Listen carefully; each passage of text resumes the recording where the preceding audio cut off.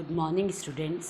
मैं doctor Neeta Kanungo, associate professor SPC government college Ajmer. जैसा कि अपन ने पिछले एपिसोड में इनकी ऑक्सीडेशन स्टेट प्रॉपर्टी को, ट्रांजिशन मेटल आयंस की ऑक्सीडेशन प्रॉपर्टी को स्टडी किया था, आज उसी चैप्टर को आगे करते हुए अपन मैग्नेटिक प्रॉपर्टी यानी चुंबकीय गुण ट्रांजिशन मेटल आयन का उसके बारे में पढ़ेंगे।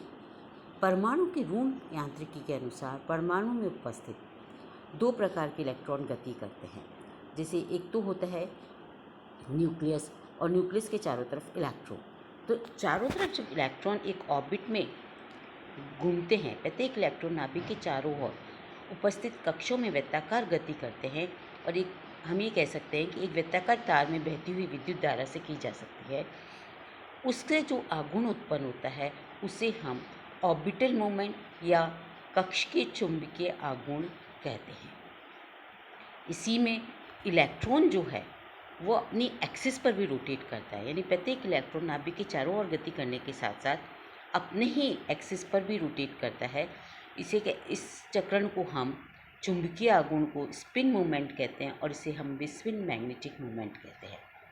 देखा जाए तो टोटल मैग्नेटिक मूवमेंट है जो है, इस तरह से क्या हुआ, एक एटम जो है एक चुंबक की तरह बिहेव करता है और एक टोटल मैग्नेटिक मूवमेंट जो है वो होता है orbital magnetic movement plus spin magnetic movement. यानी प्रत्येक परमाणु एक छोटे चुंबक की भांति व्यवहार करता है।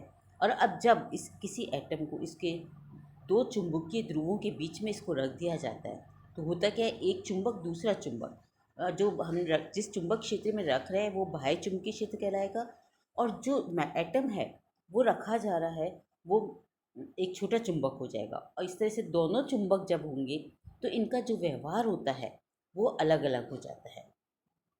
यदि पदार्थ के छोटे चुंबक की भांति व्यवहार करता है और किसी पदार्थ पर बाह्य चुंबकीय क्षेत्र लगा दिया जाए तो पदार्थ अपने अक्षीय आघूर्ण और चक्र आघूर्ण के कारण उस चुंबकीय क्षेत्र के साथ अंतरक्रिया करेगा। और इस अंतरक्रिया के हिसाब पर चुंबकीय व्यवहार को तीन कैटेगरी में डिवाइड किया है। पहला है डाईमैग्नेटिज्म,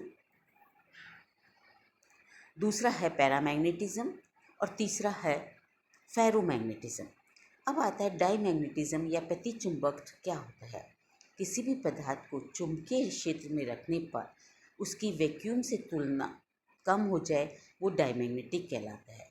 इसका दूसरा कैरेक्टर ये होता है, जैसे डायग्राम में दिखाया है, चुंबकीय बल रेखाओं को प्रतिकर्षित करता है तो ये डाईमैग्नेटिक होते हैं। यदि चुंबकीय पदार्थ को जब लटका दिया जाए, क्षेत्र में प्रतिक्रिया क्षेत्र लटका दिया जाए एक छड़ को मुक्त अवस्था में, तो चुंबकीय क्षेत्र के लंबवत व्यवस्थित होने लगता है। ऐसी स्थिति में जिसमें पेयर्ड इलेक्ट्रॉन हो तो एक के द्वारा उत्पन्न चुंबकीय आघूर्ण दूसरे के द्वारा उत्पन्न चुंबकीय आघूर्ण कैंसिल हो जाता है।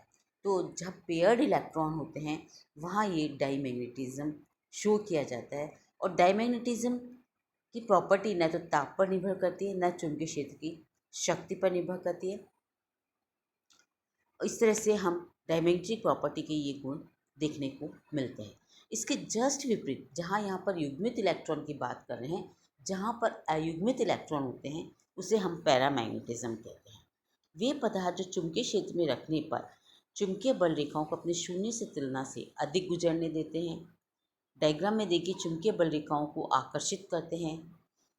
यदि किसी पदार्थ को लटका दिया जाए छड़ को मुक्त अवस्था में तो दो चुंबकीय क्षेत्रों में ये पैरेलल अरेंज होते हैं।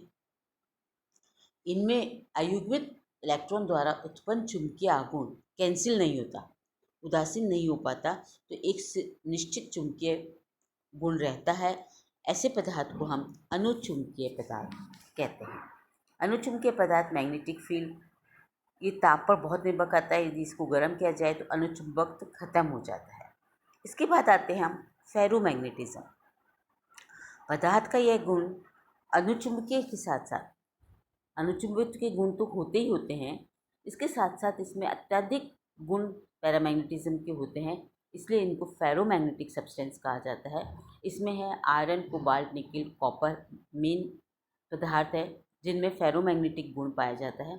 आयरन तो इतना ज़्यादा माना जाता है कि कहा जाता है कि यदि इसको किसी चुंबक के साथ में रख दिया जाए एक लोहे की छड़ को, तो थोड़े टाइम बाद वो लोहे की छड़ भी चुंबक की तरह व्यवहार करने लगती है।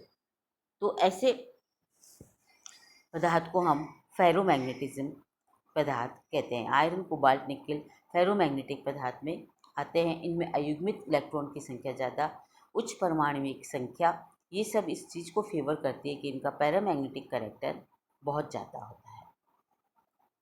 अब आता है नेक्स्ट पॉइंट कि determination of magnetic movement. Magnetic movement निकाला कैसे जाता है? तो ये एक गॉविस मेथड से निकाला जाता है, जिससे साइंटिस्ट गॉविस ने प्रोड्यूस किया था। अब गॉविस तुला दी हुई है, देखो डायग्राम में, जिसमें दो बड़े बड़े मैग्नेट लगे हुए हैं, बीच में एक नली लटकी हुई है। इस नली में हम चुंबकीय पदार्थ भर देते हैं। एक नली स्पेशल ग्लास की बनी हुई होती है, जिस नली में फेरोमैग्नेटिक सब्सटेंस को हम भर देंगे, और उसके बाद भरने से पहले भी हम इसका वेट ले सकते हैं, जितना पदार्थ भरते हैं, जब हमने चुंबकीय क्षेत्र नहीं लगाया है और ऊपर बैलेंस है, और फिर हम इसको चुंबकीय क्षेत्र में 4-5 घंटे के लिए छोड़ देते हैं। छोड़ने के बाद हम इसका अगेन वेट लेते हैं। तो हम देखते हैं कि एक बार हमने वेट लिया जब चुंबकीय बल रेखाएं पास नहीं हुई थी, चुंबकीय क्षेत्र नहीं लगाया था, और एक बार हमने वेट लिया जब हमने चुंबकीय क्षेत्र लगा दिया। तो जब मैग्नेटिक फील्ड लगा दी और नहीं लगाया, इनके डिफरेंस देखते हैं। यदि वेट बढ़ जाता है तो पदार्थ पैरामैग्नेटिक है, और यदि वेट डिक्रीज हो जाता है तो पदार्थ डायमैग्नेटिक है। तो इस तरह से हम पैरामैग्नेटिक और डायमैग्नेटिक पदार्थ, ये स्पेशली रिसर्च में बहुत हेल्पफुल है, जहाँ पर हम देखते हैं कि रिसर्च में हमें अननोन सब्सटेंस का, ये सब्सटेंस पैरामैग्नेटिक है कि डायमैग्नेटिक है, ये चीज़ हम इजीली पता कर सकते हैं। तो ये हुआ गॉविस मेथड से। अब इसके बाद हम ट्रांजिशन मेटल आयन में, चूँकि चुंबकीय पदार्थ में हम ये देखते हैं, ट्रांजिशन मेटल आयन में ये प्रॉपर्टी जो है अयुग्मित इलेक्ट्रॉन पर डिपेंड करती है। यहाँ पर ऑर्बिटल मूवमेंट नेग्लिजिबल होता है। तो ऑर्बिटल मूवमेंट को नेग्लिजिबल मानते हुए हम किसी भी परमाणु या अथवा आयन के अयुग्मित इलेक्ट्रॉन के आधार पर हम मैग्नेटिक प्रॉपर्टी को कैलकुलेट कर सकते हैं, और वो है जो फॉर्मूला है, ये स्पिन ऑनली फॉर्मूला भी कहलाता है। Mu s is equal to √n+2 Bohr magneton. यहाँ पर n जो है नंबर ऑफ अनपेयर्ड इलेक्ट्रॉन है, न्यू एस स्पिन मूवमेंट है। यहाँ पर विभिन्न आयनों के चुंबकीय आघूर्ण अपन ने देखे, टेबल में निकाले हुए हैं, जहाँ पर इलेक्ट्रॉनिक विन्यास दिया है। स्कैंडियम से जिंक तक के मेटल आयन है, जिनमें नंबर ऑफ अनपेयर्ड इलेक्ट्रॉन है 1 2 3 4 5 एंड देन 4 3 2 1। इस तरह से नंबर ऑफ अनपेयर्ड इलेक्ट्रॉन है।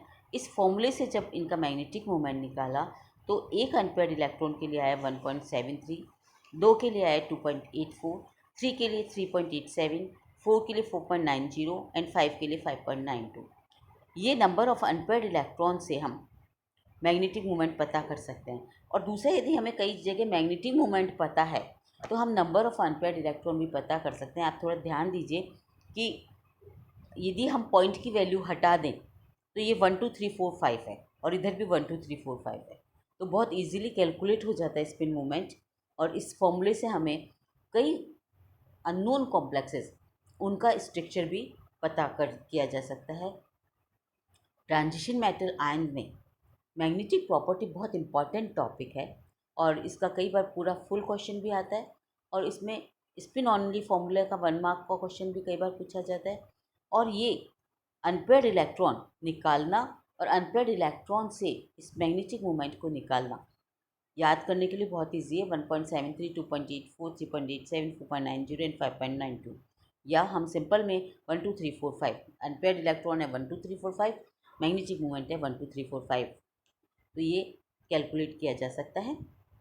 और इससे हम कॉम्प्लेक्स स्ट्रक्चर में भी हमें ये बहुत हेल्पफुल होता है। तो इस तरह से हमने ट्रांजिशन मेटल आयन की मैग्नेटिक प्रॉपर्टी की किस तरह से होती है, इस चीज़ को देखा कि ये ऑर्बिटल मूवमेंट और स्पिन मोशन, दो से मैग्नेटिक प्रॉपर्टी निकाली जाती है। यहाँ पर orbital movement transition metal ion में, specially first transition element series की बात कर रही हूँ मैं, जहाँ पर ऑर्बिटल मूवमेंट मोशन नेग्लिजिबल में होता है, तो केवल हम स्पिन मूवमेंट को देखते हैं।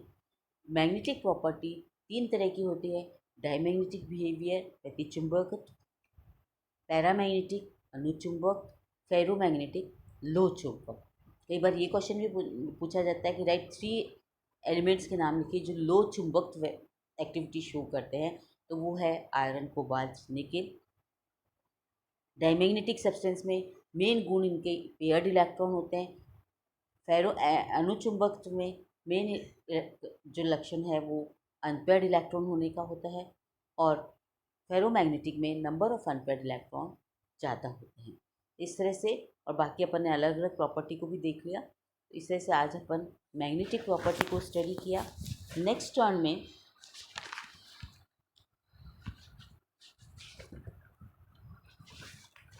हम ट्रांजिशन मेटल आयन की metallic structure, melting point, boiling point and catalytic activity इसको देखेंगे। Thank you.